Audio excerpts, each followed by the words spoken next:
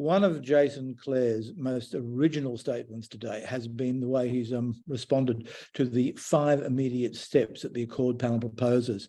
And they are of particular interest to staff representatives, specifically the National Tertiary Education Union. Federal President Alison Barnes joins me. Alison, what did you make of the 5? Look, we think it's a really important first step. I think that in particular, his 5th priority around governance has really important implications for workers across the sector. We're really keen, or we're really pleased that the government has taken such a keen interest in governance, given that we've argued for many, many years that governance across our universities needs to be fixed if you are going to deal with some of the statistics. There are 3 elements to that, weren't there? Yes, there are certainly 3 elements.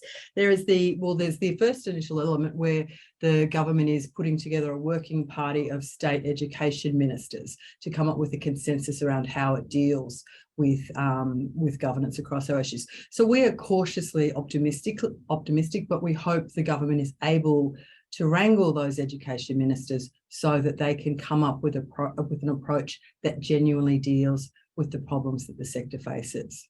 So, cautiously optimistic. We're really pleased to hear that one of the things that the government is concerned about is staff voice, or people with educational expertise voice, on senates and councils.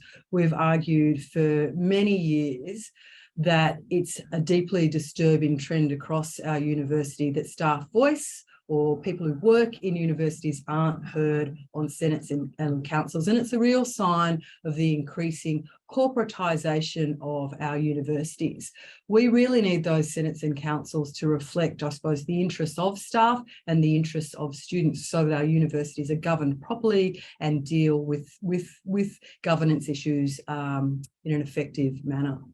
And while the Accord paper's wording is very careful, there do seem to be a couple of points that certainly allude to casualisation and indeed the continuing problem of staff underpayment. Yes.